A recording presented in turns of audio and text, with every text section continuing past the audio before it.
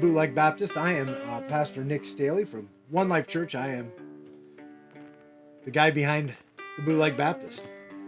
I thought for a third episode, because I did the first one, which is introduction, the second one, which talking guns and stuff, and periodically I'm going to do monologues, going to have different people on talking about different topics. But first off, I wanted to kind of give you a little bit about myself before I go too far into deeper subjects. So I'm a dad to 6. I got 1 grandson. Married to Corey for almost 20 years. 20 years this year, come December. Praise God. Been a blessing. I love my wife to death. I love my children. I love my grandson, PB. God is good to us, that's for sure.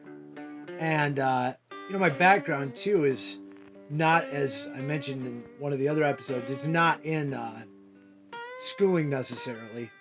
I'm not a pastor who was brought up through seminary, or as my oldest son said a long time ago, cemetery. He didn't know the difference. But I kind of started out in the trades. Actually, my dad's a builder. As a young man, I had to work for him. I worked a lot of odd jobs here and there as a kid. But when I was in my 20s, I got into the trades. I actually got a job as an apprentice electrician. I was converted around that time too to Christianity. I wasn't raised in a Christian home necessarily, but Christ did a work of grace in me back then, and I got into the trades though. I married my wife. I spent a number of years in the trades before the recession hit in 2007, and I lost my job. Essentially, the company I worked for went out of business. But And now I have another career, and I'm also a pastor. I do, I'm always doing 100 things at a time, and always going 100 directions. Pulled many ways as a father, as a pastor, as a servant to my work, my employer. Served on a board for One Life for Life, which is our ministry to the abortion mills. So I got a lot of things going. But I wanted to talk because as a dad of 6, I want to talk about boys, our young men, our future men, as really they are. They're future men. We have kids who are being raised up to be the men of the future. And if you look around culturally right now, it's a hot mess with what boys are. We've got boys who want to be girls. We've got girls who want to be boys. We have snowflakes that flip out if you offend them. We have a culture that when they get upset, they start tearing down buildings. They don't know how to, they're a bunch of sissies. I mean, they really are. And it's our fault as men for not raising up men. But specifically, what I want to talk about is education, and as these young men get older, what are you going to do with them? What do you do with your kids? What do you want to do with them, should I say? What should they be? What do you want to hone them to be, craft them to be in the future? And I think we have, for some reason, got to this mindset that public school is the way to go because, hey, it's public school, it's free school, it's easy. And then they go off to college because, that's what everybody does nowadays, and that will make my kids successful because we want our kids to be successful.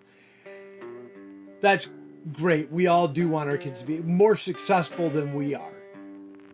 That's for sure. I know my parents did, and I know I want my children to be more successful than I am. I would love to see that, but sending them off to school is what I want to discuss. I want to discuss a couple things on that. The first one being schooling in general, like the young schooling when they're young. My children, my 2 oldest boys actually went through public school. My 4 youngest have been homeschooled for I think several years. I'm not sure how many years it's been. My wife would know that. But we've homeschooled the kids, and we actually wanted to homeschool our second son, but he had only had a couple years left of high school, and said, "Yeah, I'll stick it out." And Dennis is a wonderful kid. He's a believer. He's a brother. It's a wonderful thing. But that wasn't because of the public school system. I think it was despite the public school system and what we did after that. But let's just first talk about men and what we need to do with our families especially our children, raising them up. And I specifically homeschooling. There's no quote, and I don't remember who said it. Somebody could probably put it below. But it said along the lines, we send our kids to Roman schools and wonder when they come out, they become little Romans. And that's what we're doing right now. There's an education system that's set up and it's discipling your children. It's there to make your children what the government wants them to be good little comrades, good little socialists, good little communists, good little, you name it. They want them to be everything but a Christian. And mind you, there's no neutrality. So in public schools, when you see what they're doing, there's no neutrality there. There's agenda. I'm not like a conspiracy. There's agenda. It's everywhere. Everybody has an agenda. And the people that say they don't have an agenda have an agenda as well. So they have an agenda, and that's to disciple your kids. I don't know if I'll put a little of this video in. If I do, I'll do it right here. But I don't know if I'm going to. But this video, I don't know if you can even find it anymore. But if I just played it, I'm going to kind of start now with that. But you see where this is like a group of homosexuals who are saying, we're going to disciple your kids. Basically, we're going to train your kids to be, to love what we love, to do what we do, to think how we think. And that's their goal. I mean, they're like, hey, if that's what you think we're doing, yeah, that's what we're doing. But they're honest about it. I mean, at least they're honest. And it's just a small group of homosexuals doing this. But there's a larger culture doing the same thing that doesn't say they do it. And because we've bought in that there's a myth of there's neutrality, we don't understand that they're actually discipling our children. So I want to urge you, and I think in the future here, we're going to explore more into this. It's got to find the right person to interview for a few of these. But the idea of homeschooling, it's an essential thing nowadays because school systems are completely tilted liberally. And I'm not saying, let's put it this way, not liberally, rather anti-Christian, anti-Christ. Not school systems, not the Antichrist. I'm a post-mill guy. So that's not what I'm saying. But I'm saying they are anti-Christ. They're against Christ. They're against his bride. If they're not, as Christ said, if you're not for me, you're against me. And the public school system is absolutely that. They are against it. So I want to urge you to homeschool your kids. And if you say, I don't know how to do it, that's okay. Just do it anyways. There's resources out there. I know there's classical Christian academies. You can buy curriculum. You can get inside a co-op. If you can't, it's a blessing if you can afford doing private Christian education. That's out there. That's a legitimate option. But just not everybody can afford that. If you ask me, our homeschooling it's actually doable nowadays. I mean, there's enough of us doing it that if we were smart enough and not after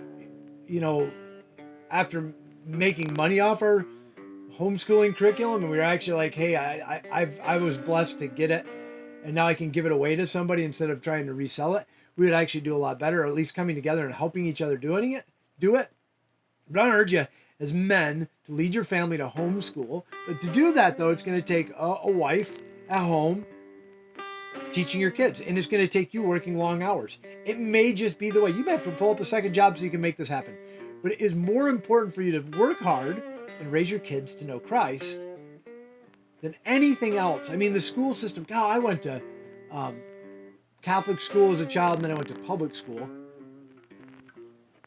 Hold on a second. My cigar needs relit. Talking too much.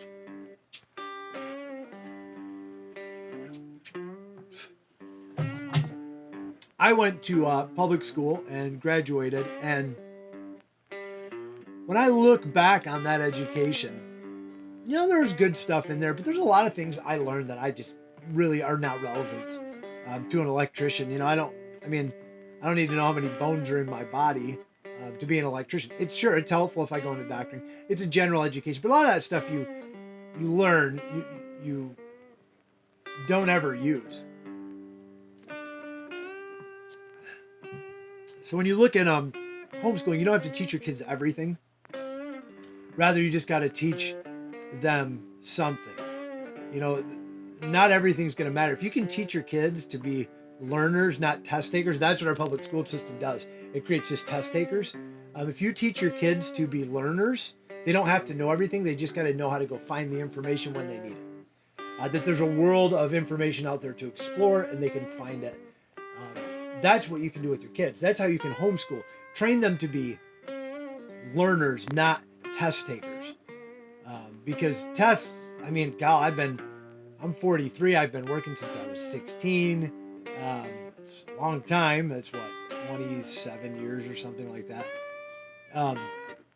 All those years working, only a few things have really mattered. And it's been that ability that I learned actually through a Catholic education, oddly enough, is how to learn. I mean, I was not a good student. I was a 1.9 GPA in high school. Not a genius, but the things I did learn was just how to learn, how to dig into a book. If you look up here, I've got plenty of books in my pub here. But I think that's the first thing I want to urge you to do is consider homeschooling. And okay, so if you know somebody that would be great and you think they would actually do an interview with me, give me a link to them, because maybe we can explore this more, spend some time actually discussing that stuff at length, because I'm still looking for people. There'll be monologues like this when I just get on a little soapbox, but I do want to make this beneficial. I want us men to be men again. And the next point I want to get to, though, is looking at your kids not for college necessarily, for your boys. So I don't want my kids to grow up to be, my boys to grow up to be Walmart greeters. I just don't want that. But I like my kids to have a skill. Skills aren't necessarily learned in college. In college,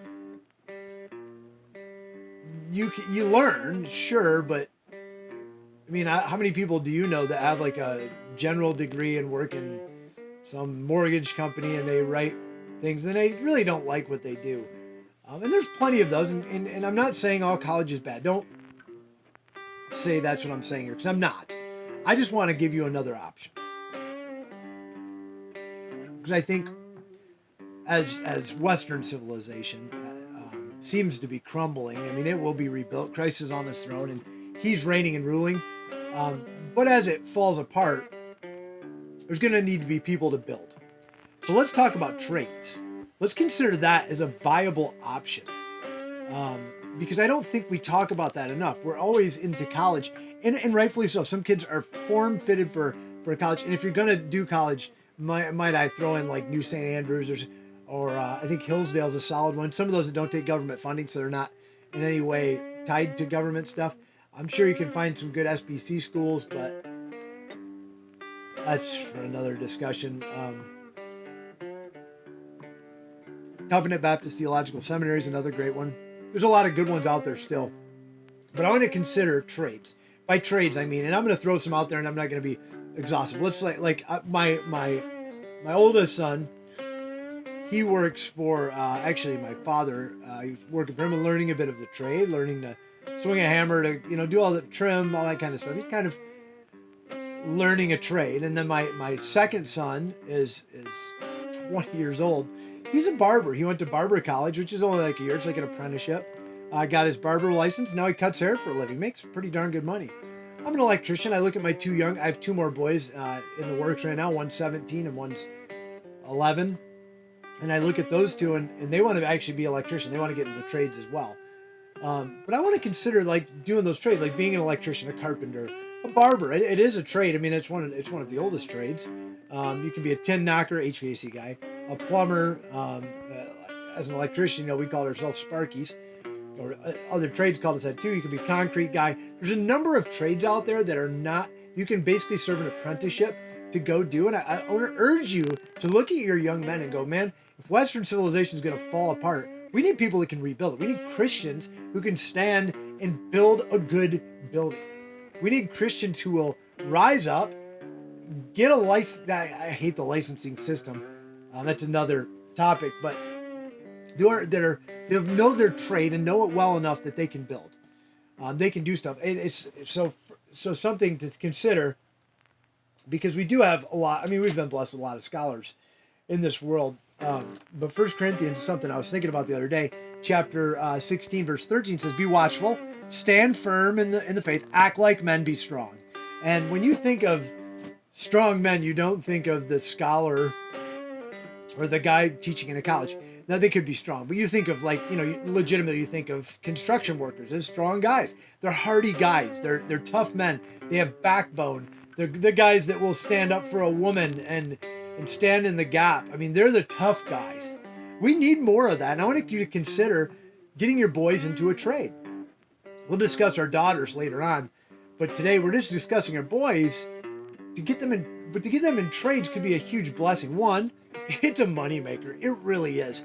If kids got into the trades and did something with their hands and learned to serve that way and to build or to cut hair like my son does, to do all this stuff and can build, as civilization crumbles, the Christianity is there to rebuild the ruins.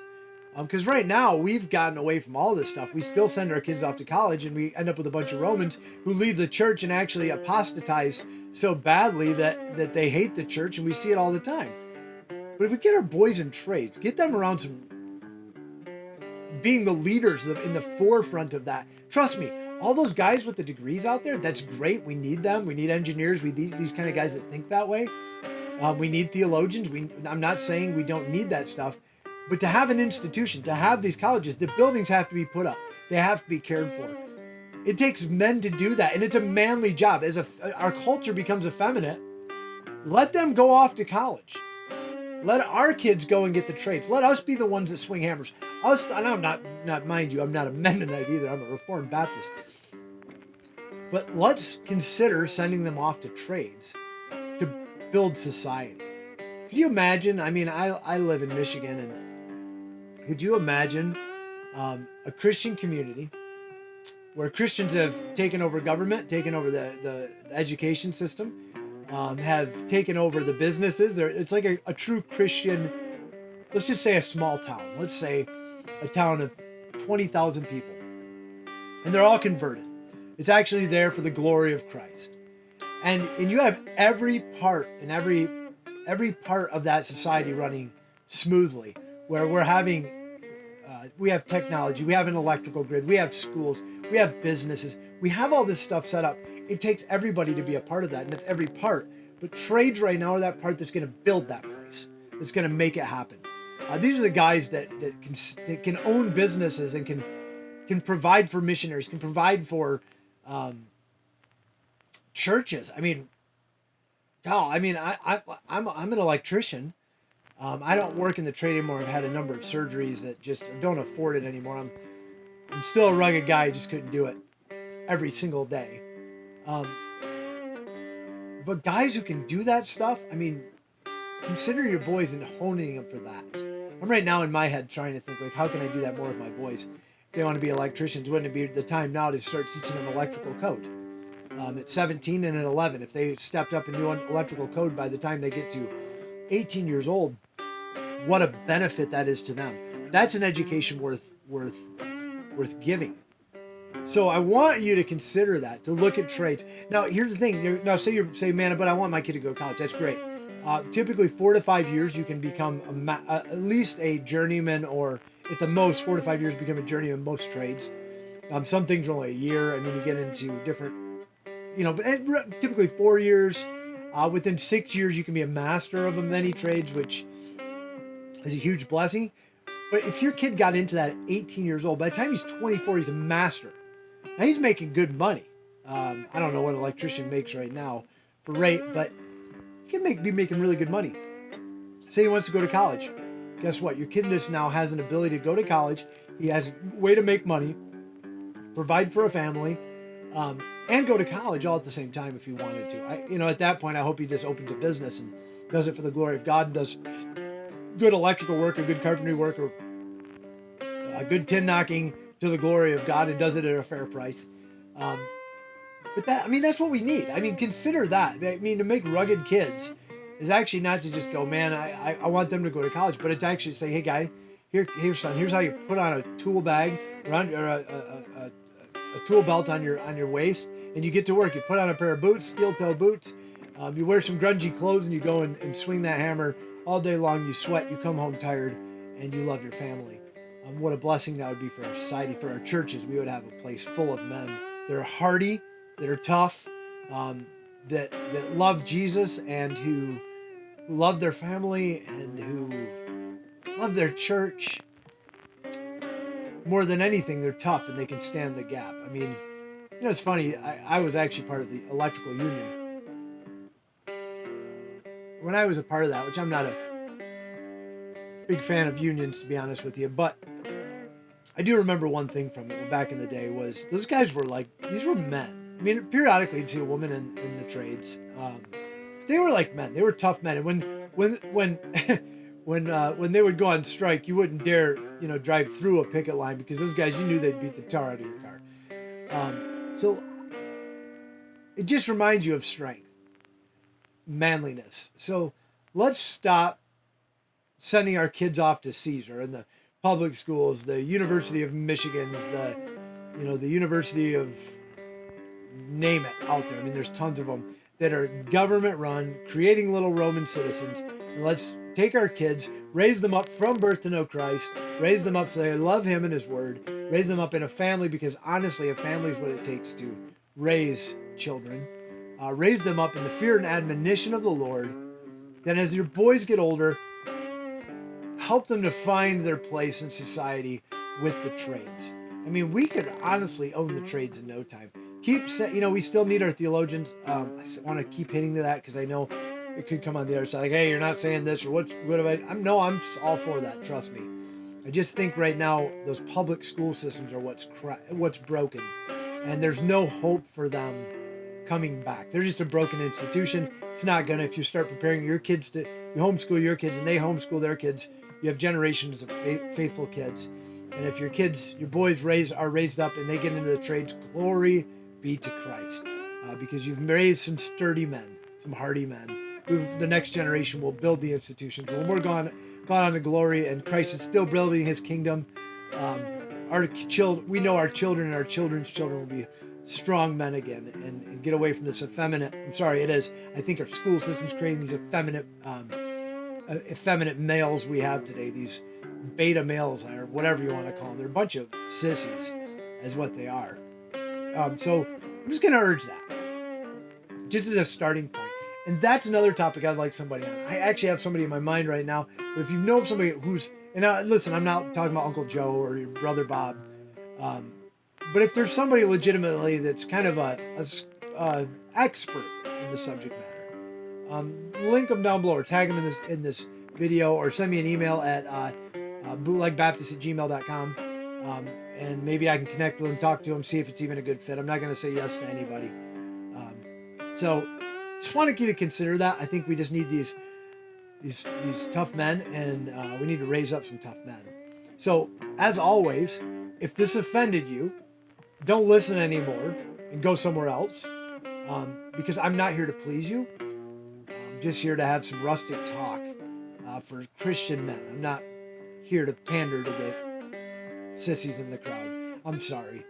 Grow up, like Scripture says. Act like men. Be strong. Don't be don't be a weasel. So I guess that's what I've got for now. For this week. Next week I'll probably have an interview with somebody. I'm going to work on something. I actually have something in mind that would be a great topic, but I don't want to give you too much information now. So yeah, that's what I got this time around. It's just let's act like men. Let's raise our boys to be sturdy. Let's do the right thing. Sound good?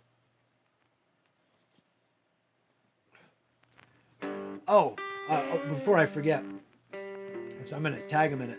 Let's see what I'm smoking, because I'm sure every now and again you're curious because I like my cigars, what I'm actually smoking. And this is a Wicked Indie from the East India Trading Company. This is actually a pretty decent cigar. It's not too bad. And I'm just drinking a Corona Light because it's just one of those days. It's kind of not too hot, not too cold outside. So anyways, I think that's all I got for you. So thanks for listening. Thanks for watching, whatever medium you're on. And make sure you share it for me too. See you.